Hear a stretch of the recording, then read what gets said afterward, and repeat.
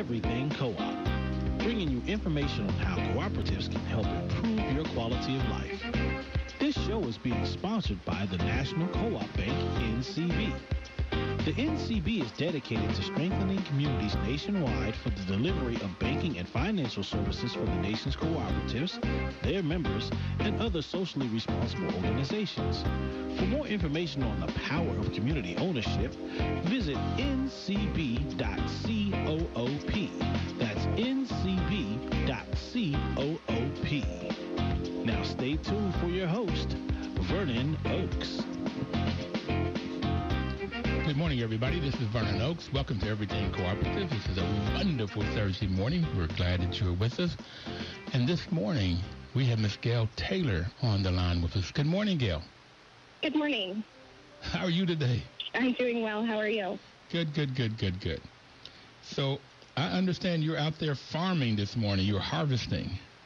Yeah, it's actually our harvest day, Thursdays. We have a CSA pickup in several hours. You have a CSA pickup in several hours. So yeah. What is a CSA pickup? CSA stands for Community Supported Agriculture. It's a way that the local community can support its farmer.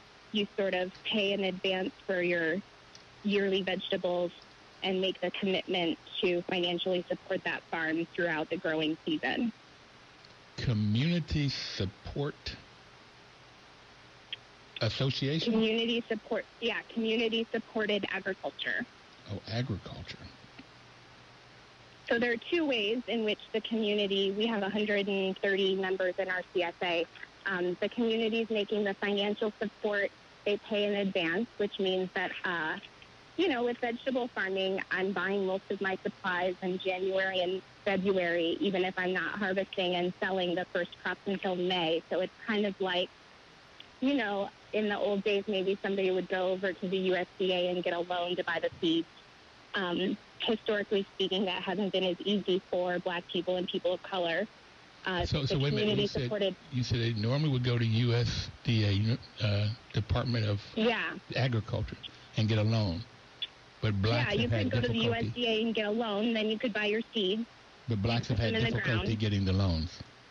Yeah, right. So historically, there's been a big problem with discrimination in the USDA. Actually, class action lawsuits, including one, Pigford versus Glickman, has been a way in which Black farmers have tried to get compensation from the USDA for discrimination. Okay. So our farm does what a lot of sustainable and organic farms in this century, since the 90s in this country, have been doing, which is ask the customers to pay in advance for their vegetables. So instead of getting a loan from the government, we're basically getting a zero interest loan from the customers. And how many customers do you have doing that? Yeah, we have 134 members this year. In 2017, we grow every year. In addition to making that financial commitment in advance, they're also committing basically to eat what we give them. So if we have a crop failure, I send out an email and I say, hey, I'm sorry, but it snowed in March. And it's never done that in all of my 12 years of farming this year. I put seeds in the ground like normal, and the snow fell on top of them. And so, here's what that means. Here's what it means to support your local farmer, is that the crops we thought we would get in April and May, we're not going to get them because the snow fell. So they sort of take that journey with us. So they're in with the risk. Farming is very risky, I've gotten to know. And so yeah, it absolutely is. The customers in there sharing the risk of your being able to reap what you sow. Okay. Yeah, right. All right. So out of the 134 members, if I wanted to join the Community Support Agriculture Group, the CSA group, what would I have to pay and when? So for the full season, a single household, which would be like one or two adults and maybe a small child, it's $420. You get 23 weeks of a share out of a 33-week season. So we let our members skip any 10 weeks they want. You don't have to tell us in advance. I've noticed, especially in D.C., in the city, people travel a lot. People get stuck late at work. People have work functions where they're fed and they're not always cooking at home. So I put in that flexibility, and we let our members, skip 10 weeks throughout the season. They don't have to tell us when. For a family, it's $740 for the year. And a lot of folks will email me and say, hey, can I do that in 2 installments? And we totally can do that. Okay, so 1 or 2 people, it's $420, which is $20 a week, a little less than $20 a week. Yeah, so it's a pretty good deal, yeah. And for a family of what, 4? Is that $740? Yeah. For the family share, you're getting 12 items a week. So today, I'm actually bunching spring onions right now. You would get like a bunch of leeks, a bunch of onions, a pound of potatoes, a couple pounds of tomatoes. We'll have, summer vegetables today, zucchini, peppers, eggplant, green beans. We do a lot of greens in our CSA, so there's sweet potato greens. It's called a multi-farm CSA, so one of the unique elements about what we do at Tree Part Harmony Farm is we really intentionally partner with other farmers. So you don't just get produce from our farm. You're going to get produce and non-perishable items from the farmers in our co-op. Gail, I don't know if you know this, but you say a lot in a very short period of time. Okay. And I got leeks and onions and potatoes and tomatoes and zucchini and green beans, and you said 12 things, so I picked up 7. That is what you're packaging right now for people. Yeah, it's a market-style CSA, so I'll show up tonight. Are you familiar with ECAC, the Emergence Community Arts Collective at the community center off Georgia Avenue near Howard? No, I am not. That's actually where we do the distribution. So it's Georgia Avenue near Howard.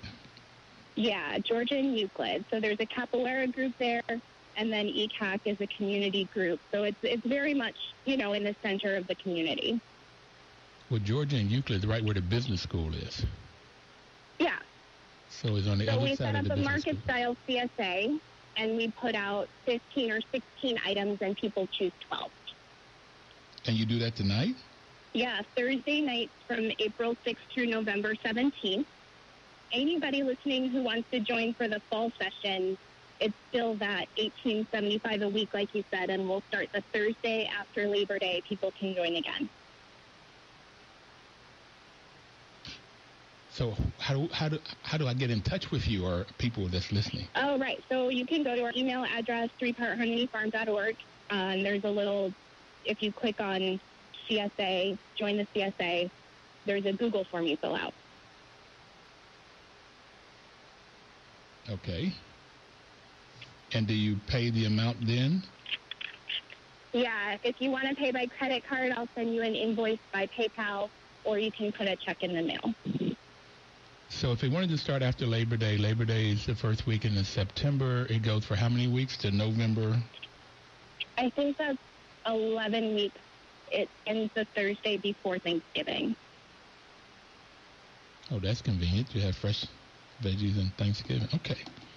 So that. Yeah. So, and like I was saying before, this is a multi-farm CSA. So we work with farmers. Our farm, Tree Part Harmony Farm, is in the middle of D.C. and near Catholic University. And we don't have quite enough land here to grow some of the vegetables like sweet potatoes and winter squash, melons, pumpkins, that kind of thing. All those crops are coming from our partner farmers, from the members of the co-op. So a lot of times in the fall CSA, you might get like butternut squash, a lot of sweet potatoes. Those vegetables are coming from the Black Dirt Farm Collective on the Eastern Shore, or from Rainbow Hill Farm, an organic certified 20-acre farm in West Virginia. So each week I sort of like get together with all the farmers and see who has what, and then we put together this market-style CSA from that.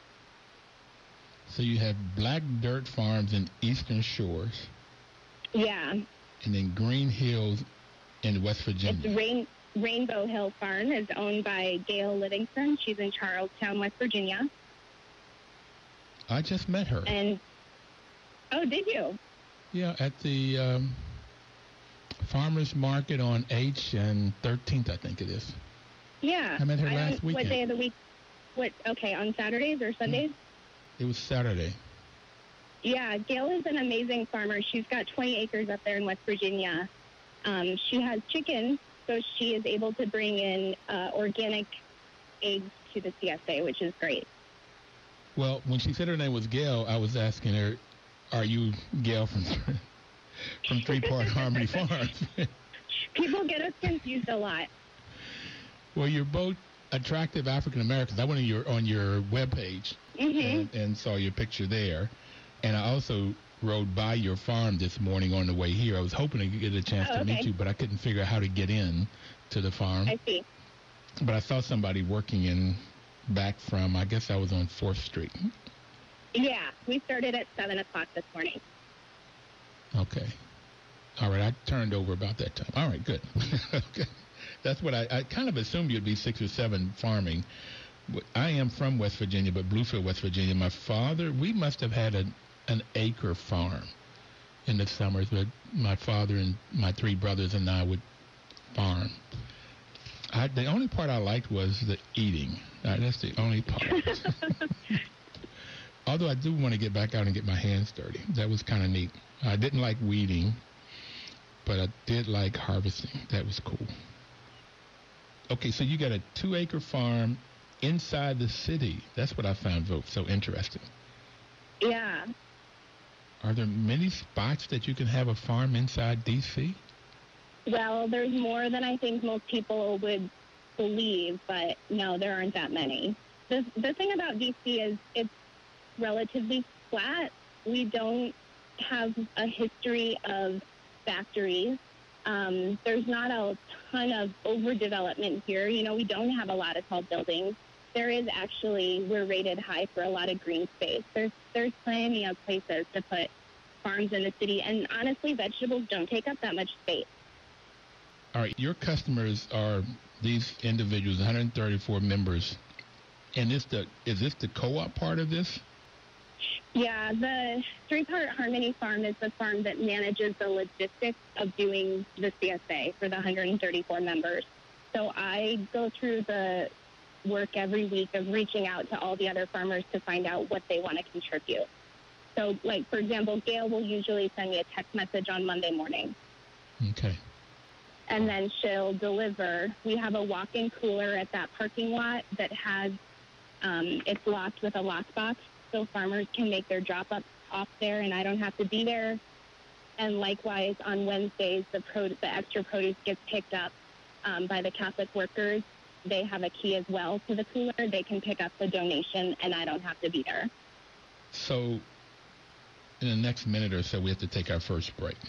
And I'm excited that you can farm inside the district, and you have a farm, 3partharmonyfarms.org. So far what I've gotten is, it looks like you get a lot of food for $18.75 a week. And I think so. And I'm a family of 1, and I don't know if I could even cook all of that food. So it would be yeah. Some people will share it. There's people who might show up with their friend or their coworker. Well, let's stop right here, and we'll come right back to that as soon as we take our first break. Gail Taylor will be right back.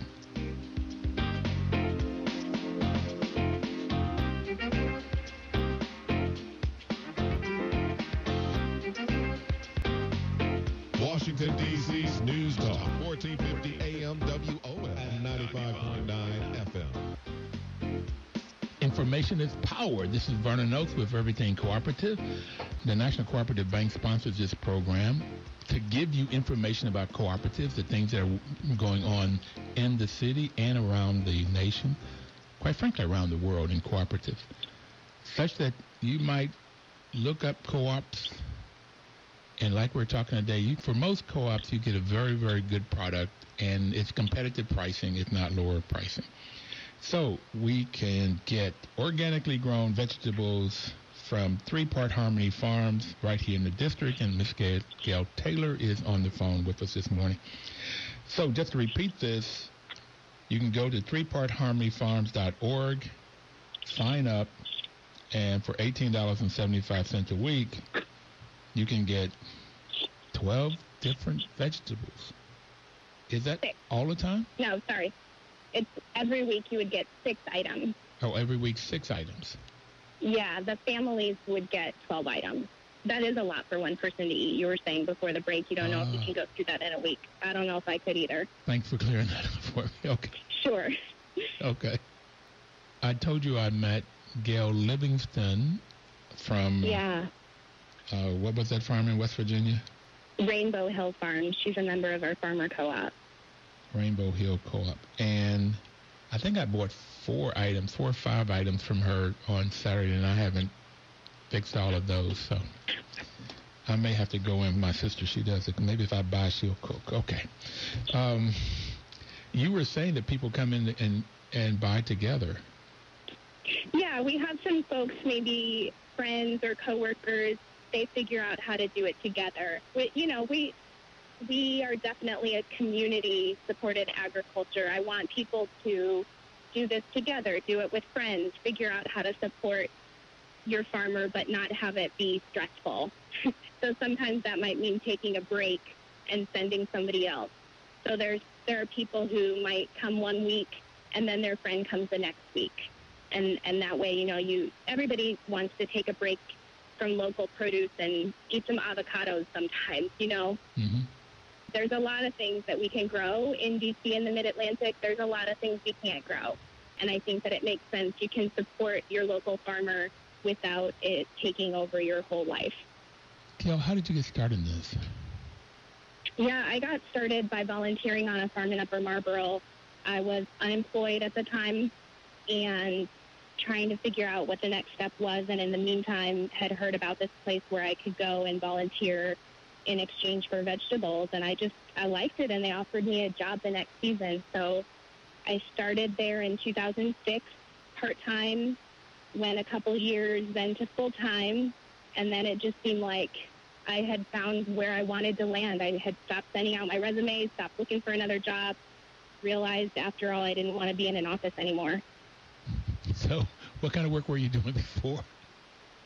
I did human rights work. I was working in the solidarity community, the Latin American solidarity community, working on anti-militarization issues and human rights in Latin America. I also had done some work volunteering on affordable housing issues in D.C. I'm a member of Empower D.C., so I guess you could say I was an activist. Are you from D.C.? I'm not from D.C. I came here in the late 90s after college, so this is home. Where'd you grow up? I grew up partly in Illinois, but we moved around a little bit, and I had spent some time in upstate New York before coming here. Did you have any farming in your growing up experience? No, I have a pretty typical story for what a lot of farmers my age, we call ourselves the return generation of farmers. My grandfather was part of the Great Migration. His family had picked cotton as sharecroppers in Mississippi, and he came north to work on the railroads, which is how I ended up being born in Illinois. So nobody in my family did any kind of agriculture. I mean, in fact, my parents worked really hard for my brothers and I to be able to go to college and get advanced degrees. I made this intentional decision to go back to the land, and there are several of us who've done this, so we call ourselves the return generation. Wow. Have you had any interaction with the Federation of Southern Cooperatives? Oh, yeah, of course. Okay. They're great, and especially one of the members of the Federation is MAC, the Mississippi something cooperative. We just 2 weeks ago were on a Afroecology gathering with folks from MAC. They have a really amazing co-op down there too in Mississippi. So what kind of trip were you on? We have a group that in the DMV and then all the way down to Mississippi and Georgia, we call ourselves the Afroecology group, I guess you could say. We have gatherings. It's all black farmers, multi-generation, but especially a lot of young folks like myself who are getting back into growing. Okay. Well, I've been dreaming about and thinking about and talking about getting back into farming, or like I said, getting my hands dirty and producing and then eating what I produce. But I'll be 70 this year. Can I call myself a young farmer returning back to the return? Yeah, young farmer isn't your calendar age. Oh, okay. Okay. Yeah. Okay. There's plenty of folks, and we've met some of them on this trip that are inspiring elders who are doing this again after taking a break, having a career, returning back to the land. And there's a lot of women involved in this farming movement who are really strong and powerful. There's a woman in South Carolina, Miss Janie Dixon. She spoke on a panel at our gathering and really inspired all of us, talking about growing up on the farm in South Carolina and going through together, that concept of all of us just going from farm to farm, helping each person out with what they need, and everybody sort of being in it together. I think that's the idea behind a cooperative, and for me, as a farmer, anything that I choose to do, I feel like that is the only way that we are going to make it together as a community, is if we're all in it together. Well, that is one of the reasons that I've come to love co-ops with a passion. I have it that human beings at the core is community. That's where we've come from. When you really go all the way back to the tribes and whatever we came out of, is everybody in the group knew what we had to do in order to survive, and everybody had their place. And if somebody didn't do what they had to do, then survival was difficult at best. So I think we're going back to that in the cooperative world. I also like the education part of cooperatives. Everybody teaching each other, like the lady you were talking about. Okay, so I'm back to the product again. What I'm going to go back to is, you said that you planted in February something, you didn't say what it was, but it snowed and then you couldn't produce that. So everybody's just okay with that, all of your customers. Yeah. I lost sleep over it. I had to send out an email and tell them we were going to skip 1 week in April and promise to make it up in the end of November. And people came and they gave me a hug. I had nights in the end of March and April after that snowstorm where I would wake up at 4 o'clock in the morning and couldn't go back to sleep, right? It had snowed on my carrot seeds and my beet seeds and my lettuce seeds. But that's the community-supported agriculture. It's just such a blessing. And now we are on track to give everybody a bonus in November. We got back on track with their support and patience. Support, patience, and love. Yeah. Wow. So I want to ask you a question now that I normally wait to the end and ask. Sometimes I forget, but do you like what you're doing? Oh, of course. You have to. What about what you're doing do you love the most? I think that what I love the most is that I can see what I do. I show up every day and you see the results of the hard work. It's not like you're postponing until later the end product. It happens really fast here on the farm. You plant some seeds, it grows, you're harvesting the vegetables, sometimes 4 weeks, 6 weeks later. The harder you work, the more you get out of it. It's that clear. You're producing something. Okay, so we've talked about product and we talked about price. I want to come back and talk a little bit about promotions, and we're going to take our second break.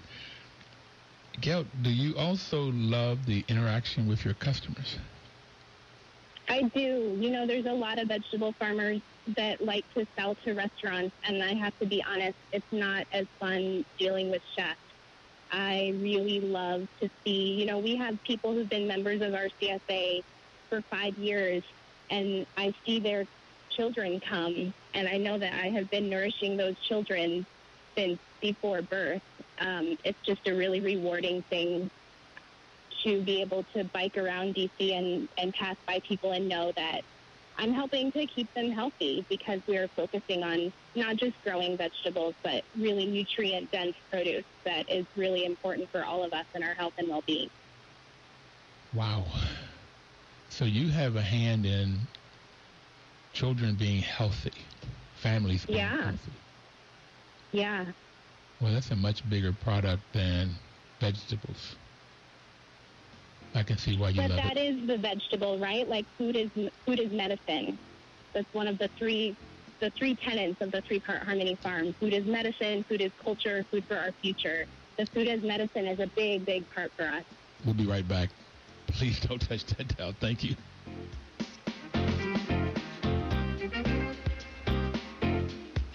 Washington, D.C.'s News Talk, 1450 AM WOF and 95.9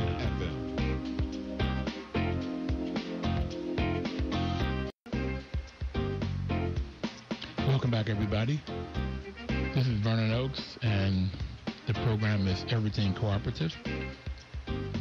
And Miss Gail Taylor from Three Part Harmony Farms is on the phone with us this morning. Gail, before we took a break, you said that 3 parts of Three Part Harmony Farm is food as medicine, and what were the other 2? Food as culture and food for our future. Wow, okay. So how do you get food as medicine? And I have an answer too, but I just want to hear yours. Yeah, I mean, so the food as medicine is the idea that the food that you put in your body is as good or better than a pill that you might take, right? If you're sick, you go to the doctor, they give you medicine, it cures you of whatever's wrong with you. But if you use food as your medicine, it's more of a preventative. The food is healing you. For us, the crop that we grow that is the most, I say, it's the quintessential food as medicine is hardneck garlic, which is one of our signature crops. It's garlic that's high in allicin content. That's the part of the garlic that is antimicrobial, antifungal, antibacterial, the one that will cure you of the common cold. So we just focus on growing crops like that, like picking the specific garlic that is going to be the most healing, giving the produce out as close to the time of harvesting as possible, and focusing on growing the crops that are the most nutrient dense. So, for example, on commercial farms, somebody might pick a tomato that they want to grow that they can pick when it's green, and it can literally get picked from the field and thrown into a moving truck. It has a long shelf life. It's going to travel across the country. The quality of that tomato is that it can travel and that it has a shelf life, whereas like the tomatoes that we grow are going to be high in lycopene. They're going to be harvested when they're ripe, not harvested when they're unripe. We're not going to use gases to bring them to the red color. It happens naturally from the sun. That kind of a product is going to actually be feeding you, your body and soul, nourishing you. It's not just something you put into your mouth. Body and soul. Yeah. Wow. Well, I mean, I don't know if I can prove it, but that's what I think. Well, I think it's provable, but I am diabetic. At least it took me a long time to even say those words, and I'm in the process of reversing that. And I have it that I can reverse it with food as medicine, exercise. And then what my doctor talks about is the right foods, the right medicine, and then the medicine, right food, exercise, and the medicine that she prescribes. But I try not to do the medicine she prescribes and use the food as medicine. Now, I did not know about this hard neck garlic. Yeah. Okay. There's hard neck garlic and soft neck garlic. Soft neck garlic is like, you see that more, the one they grow in California and China. The neck is soft and you can grate it. But the hard neck garlic is what we grow here in the DMV. It goes through a winter. So you plant it in the fall, and it's actually, we plant our garlic every year during the fall festival, so it's actually the only community planting event that we do every year. When do you harvest it? And you harvest it in June. It's in the ground for 9 months like a baby. Well, I knew garlic was good for you, and I try to get that in. I also know that sugar, at least they tell me sugar's not good for a diabetic. It's not good for somebody that has cancer, that cancer cells, they grow faster with sugar. And salt's not good for you. Matter of fact, I've been told that salt's worse for a diabetic than sugar is. And then other carbohydrates. So I really have it that, so I use seasoning. I use garlic for seasoning, garlic and onions and green, red, yellow peppers. I prefer the red and the yellow than over the green. Getting the nutrients in and get seasoning without the salt or without sugar. And I find out when I'm eating right, I don't have urges for sugar, for sweets kind of stuff. Funny how it works like that, huh? Yeah. It really does. I mean, it was surprising when I discovered that. It's like if I'm giving my body natural nutrients, it doesn't call for sugars as a nutrient. And I think that's the reason I used to get cravings for, well, my craving was chocolate chip cookies and oatmeal raisin cookies. Okay. Oh, I can say it now without even having the urge to eat it. All right. But if I eat things that have the nutrients in them, then I don't get the cravings, which means to me my cells are getting nutrients, and it doesn't call for a quick fix, a quick sugar rush. Okay. So yeah, we also do a lot of fresh herbs, oregano, thyme, basil, sage, cilantro, mint. I find that when I'm cooking with herbs more, I use less salt. Well, I'm using no salt now. No sea salt, no other salt. But I want to do some of these. I want to do some of these. I don't do much on the herb side. You said you do oregano, and what else did you say you roll? We do oregano, thyme, basil, sage, mint, parsley, cilantro. What else? We have some lemon verbena, anise hyssop. We do a lot of herbs that are good dried, and then you can drink as a tea, which is another part, right? Making sure that you're staying hydrated, drinking enough water, which can be hard to do. Well, when I'm exercising, it's not hard to do. I'm out here all day, and I have a hard time sometimes remembering to drink the water. I like to just put a sprig of mint in my water bottle, and that helps a lot. But are you sweating when you're out there? Yeah, of course. And then my part-time job is managing a hot yoga studio. So your part-time job? I do hot yoga at 4th and H. Yeah. So is my coworker. Okay, and I find out when I'm doing hot yoga, I drink a lot of water. If I'm not, I don't drink as much. Yeah. So I might. Yeah, maybe you'll see Christina there. She works there, and she works here at Trevor Harmony Farm. Okay. So, food as medicine. Do you all have classes in how to prepare foods, or how you can use food? We don't. We partner with other folks. I try not to get out of my box too much. I'm not the expert. I'm not a health expert, and I'm not an expert in cooking. So we actually invite folks like Juju Harris, who is a food educator and is about to come out with a new cookbook. She comes to the CSA pickup about 3 or 4 times a year and will prepare some food and teach folks how to use the fresh vegetables. How do you promote it? How do we promote Juju? Juju and 3 Farm Harmony. Well, I guess a lot of it, I would say, to be honest, is word of mouth. A lot of people who are in the CSA are there because they came with a friend who told them about it. It's such good work. Do you have a sense of what's the maximum number of members you could provide for? I think we're close to our max right now. Okay. I mean, I'm only growing half an acre of vegetables. In our peak harvest in the spring, we were harvesting 600 bunches of greens a week, about 150 heads of lettuce in a week. So that's about at 150 members max. So you don't need much promotions if you're almost at max right now. No, I'm not really great at marketing. I like to focus on growing the vegetables. That just takes up a lot of time. So it's good to be close to our max.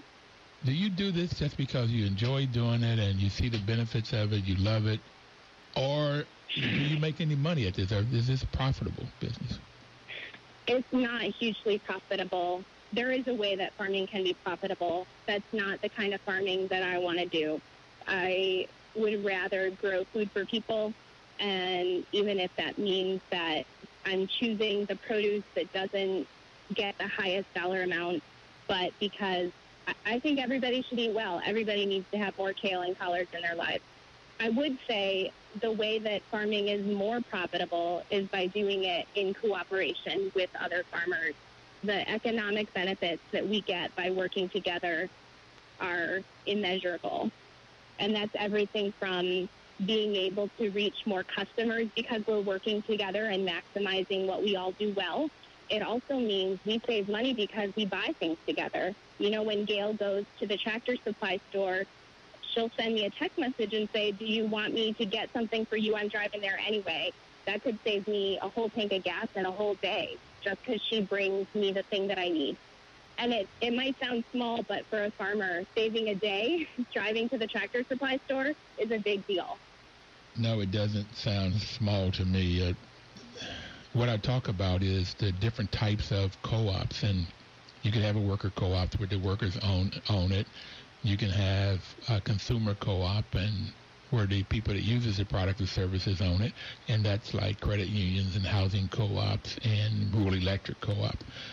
Or you have the two that a lot of farmers use as a purchasing co-op, where they purchase things together for the reasons you were just talking about. A lot of times you can get a better seed if you buy it in bulk and you get a lower price, or the purchasing going and getting it. There's a lot of ways of saving money working together. And then it's on the other end, marketing co-ops that markets the products. You can get your product to more markets than you could if you're individually doing it. And if you've had a marketing co-op, then you get expertise. Either on the purchasing or the marketing side, you get expertise that you wouldn't have yourself. So, yeah, that's what makes co-ops so great. You can save money, and you can get sell more to more markets than you would get if you're on your own. When you go to this black co-op, these black farmers, how many farmers, you say they're black farmers, ecosystems or ecology? Yeah, in the Afro-ecology community, that's a good question. How many in the community and how many attend a gathering are different numbers, right? Not everybody can come every time. I would say between New York and Mississippi, all in the eastern seaboard for us, several dozen farmers. Some of them are members of a group called SAFON, the Southeast African American Farmers Association. That's a group based out of, I believe, either North Carolina or South Carolina. They help black farmers get certified organic. Then there's MAC, the organization that's based out of Mississippi. There's a lot of different organizations, regional ones. And then nationally, there's BUGS, the organization that puts together every year the Black Farmers and Urban Gardeners Conference that in 2017 is going to be in Atlanta. Are most of them in co-ops, do you think, or do you have any sense of that? I would say that that's increasing. I think that it's clear to all of us that the way that we survive and actually thrive is through cooperation.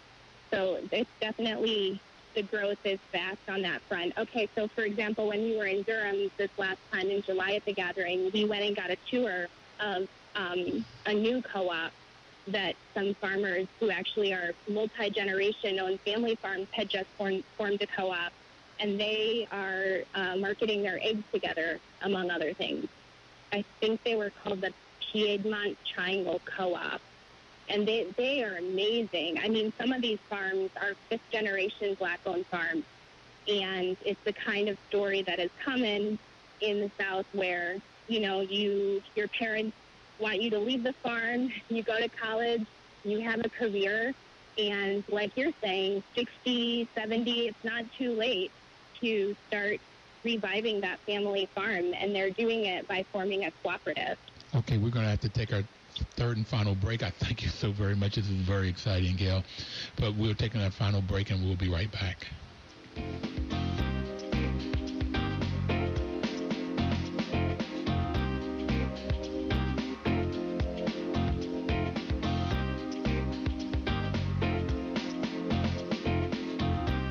Washington, D.C.'s News Talk, 1450 AM WOF and 95.9 FM.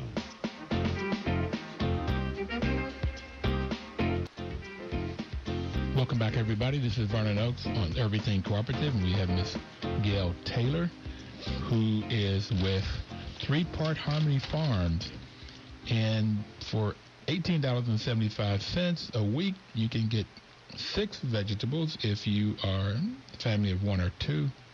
And if you are a family of 3 or 4, is it still the same $18.75, Gail? I'm missing it.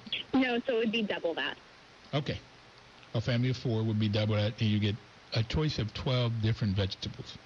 And you pick up... so it would be twice as much food. So if you want to see the food, you can go down to Georgia near Howard, Georgia and Euclid near Howard. And what's that location called?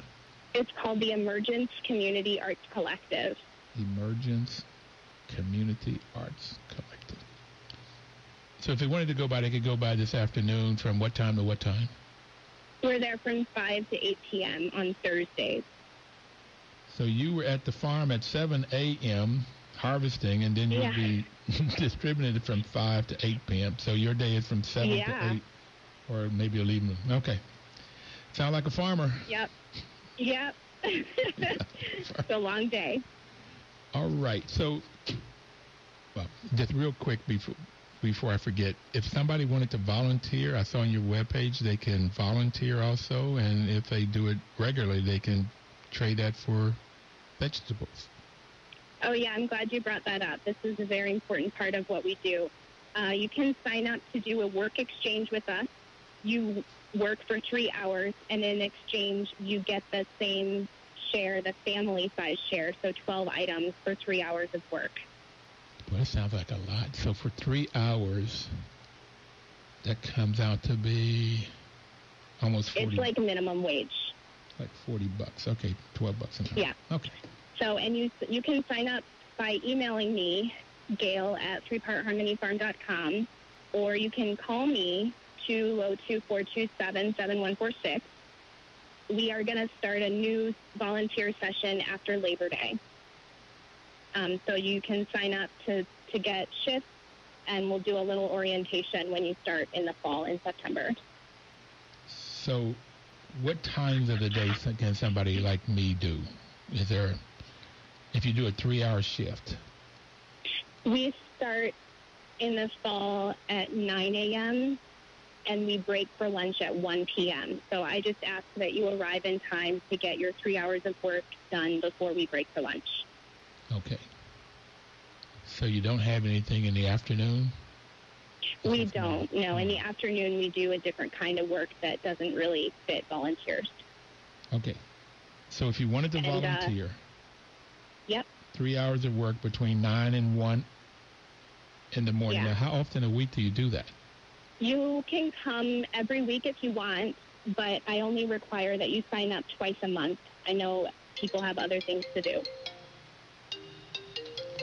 Okay. And you can call Gail at 202-427-7146 or email And her. you don't have to have any experience. People ask me that all the time. I don't know what I'm doing. It's okay. You show up, bring your own water bottle and snacks. We'll give you gloves and tools. We'll show you what to do. I didn't know my first time. I didn't know what I was doing either. Well, I would like to do it just to learn, like you did. Yeah. Most people, that's their incentive. They want to learn where their food comes from, how it's grown. We do that here. So are you certified organic? I'm not certified organic. I think that it's pretty valuable that you can come out here and see where your food is grown and ask me questions. So I haven't gone through the certification process. So is your foods organic?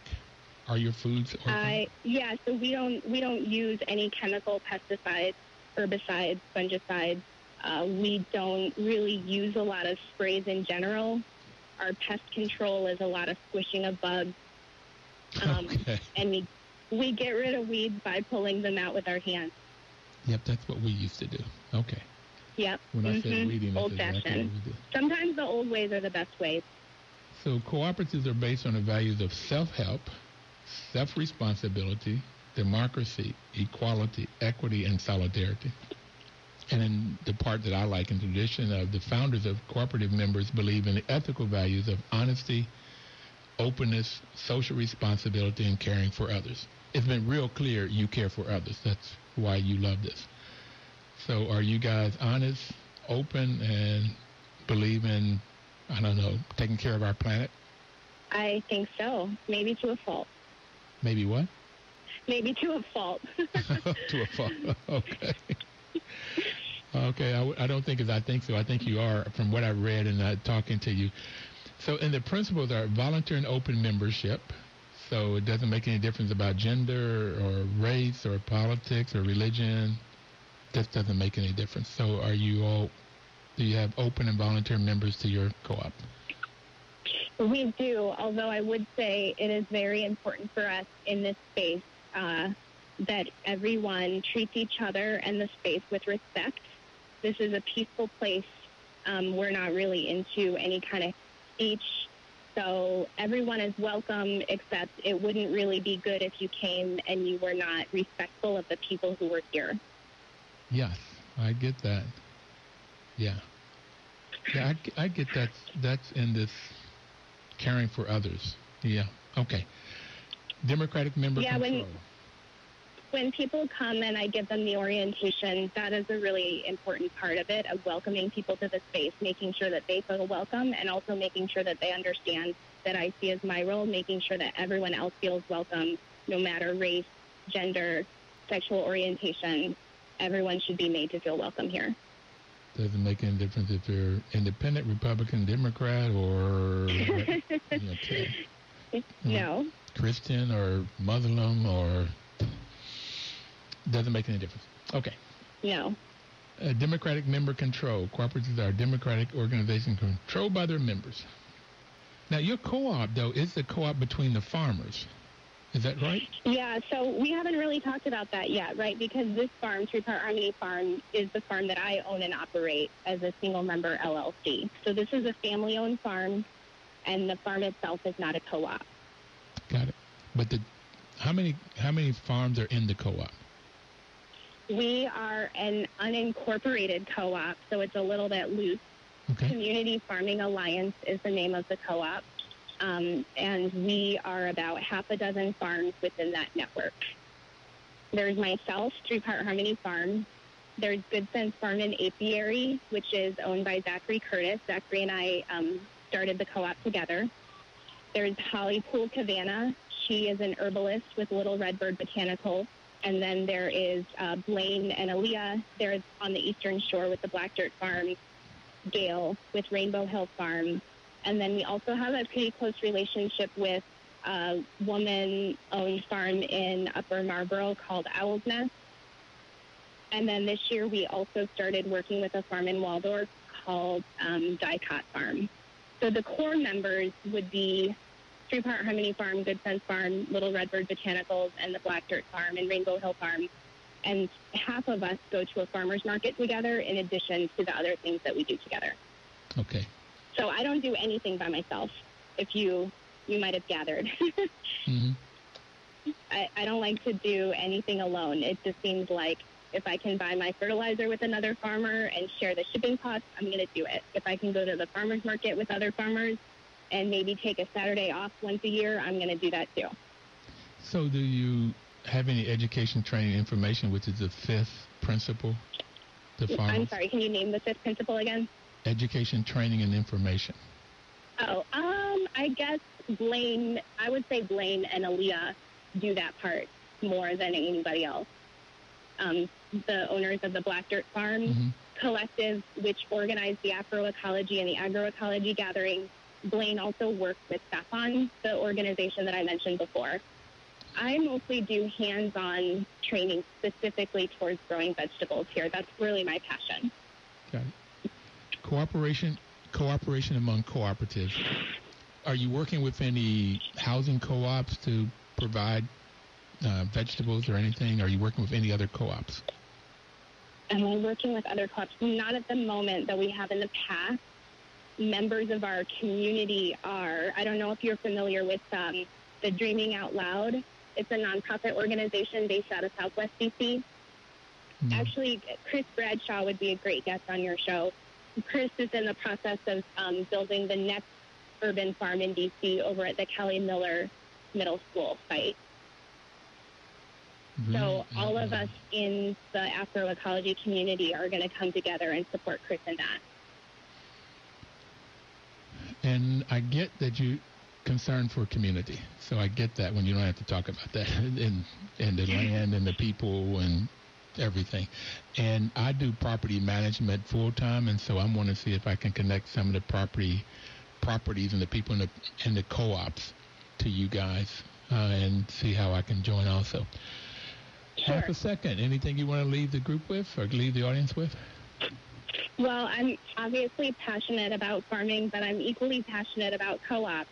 I was previously a worker owner at a worker-owned co-op, the food co-op in College Park, and I have been an owner of a cooperative housing I really appreciate this program and the focus on co-ops. I think it's really important in our community. Well, we got to go. Thank you so very much. And everybody out there, please have a wonderful week and work cooperatively.